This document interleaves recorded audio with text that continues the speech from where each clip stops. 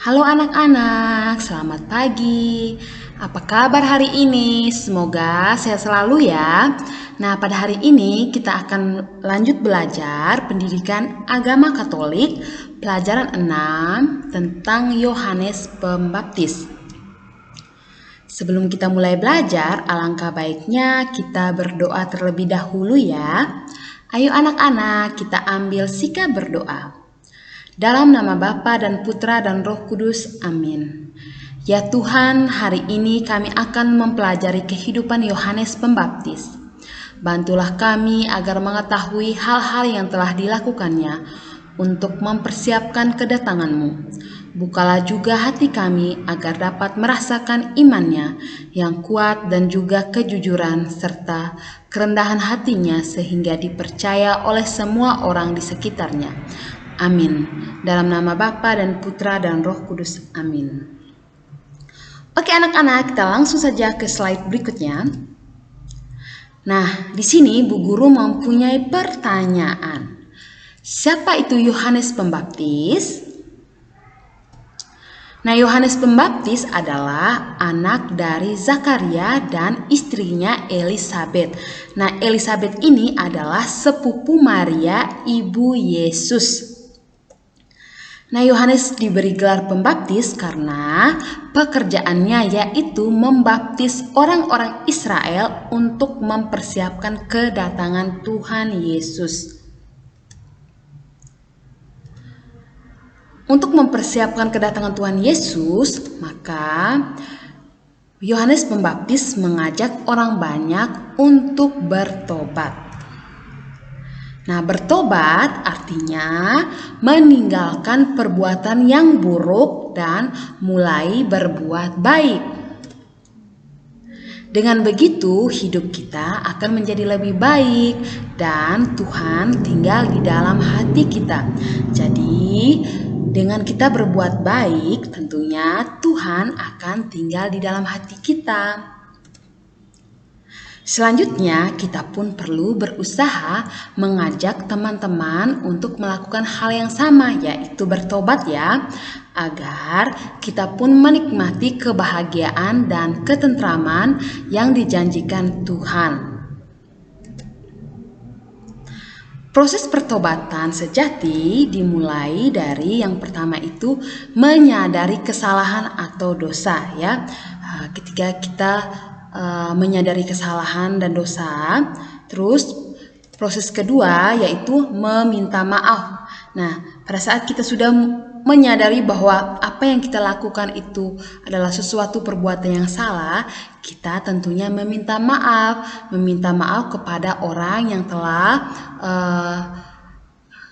mendapatkan perbuatan buruk dari kita. Jadi kita harus meminta maaf ya.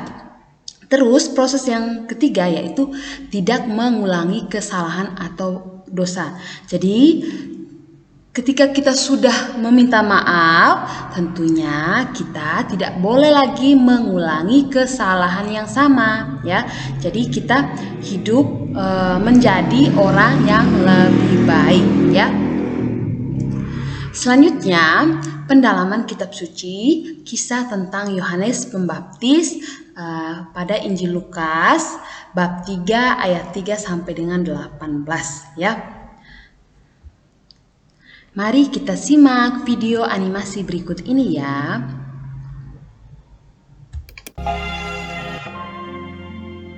Pada zaman Herodes, Raja Yudea, adalah seorang imam yang bernama Zakaria. Istrinya namanya Elisabet. Dan ia pun melahirkan seorang anak laki-laki. Namanya adalah Yohanes. Dan Zakaria, ayahnya, penuh dengan Roh Kudus lalu bernubuat. Katanya, "Terpujilah Tuhan Allah Israel, sebab ia melawat umatnya dan membawa kelepasan baginya. Dan engkau, hai anakku, akan disebut Nabi Allah yang Maha Tinggi, karena engkau akan berjalan mendahului Tuhan untuk mempersiapkan jalan baginya. untuk memberikan kepada umatnya pengertian akan keselamatan yang berdasarkan pengampunan dosa-dosa mereka.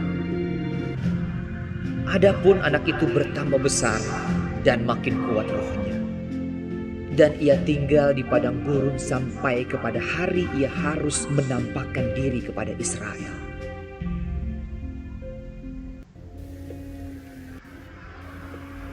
Yohanes memakai jubah bulu unta dan ikat pinggang kulit. Dan makanannya belalang dan madu hutan. Dalam tahun ke-15 dari pemerintahan Kaisar Tiberius, ketika Pontius Pilatus menjadi wali negeri Yudea dan Herodes raja wilayah Galilea, datanglah firman Allah kepada Yohanes, anak Zakaria di padang gurun. Seperti ada tertulis dalam kitab nubuat-nubuat Yesaya. Ada suara yang berseru-seru di padang gurun. Persiapkanlah jalan untuk Tuhan, luruskanlah jalan baginya. Maka datanglah Yohanes ke seluruh daerah Yordan. Lalu ia berkata kepada orang banyak yang datang kepadanya untuk dibaptis. Dan menyerukan, Bertobatlah dan berilah dirimu dibaptis, dan Allah akan mengampuni dosamu. Dan semua orang akan melihat keselamatan yang dari Tuhan. Setiap lembah akan ditimbun, dan setiap gunung dan bukit akan menjadi rata. Yang berliku-liku akan diluruskan, yang berlekuk-lekuk akan diratakan. Jadi hasilkanlah buah-buah yang sesuai dengan pertobatan. orang banyak bertanya kepadanya. Jika demikian, apakah yang harus kami perbuat? Jawabnya, Barang siapa mempunyai 2 helai baju, dan barang siapa mempunyai makanan, hendaklah ia membaginya dengan yang tidak punya. ada datang juga pemungut-pemungut cukai untuk dibaptis, dan mereka bertanya kepadanya. Guru, apakah yang harus kami perbuat? Jawabnya, Jangan menagih lebih banyak daripada yang telah ditentukan bagimu. dan prajurit-prajurit bertanya juga kepadanya. Dan kami, apakah yang harus kami perbuat? Jawab Yohanes kepada mereka, Jangan merampas, dan jangan memeras, dan cukupkanlah dirimu dengan gajimu.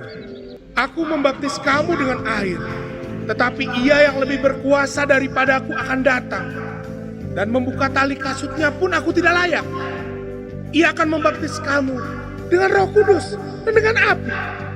Dengan banyak nasihat lain, Yohanes memberitakan Injil kepada orang banyak.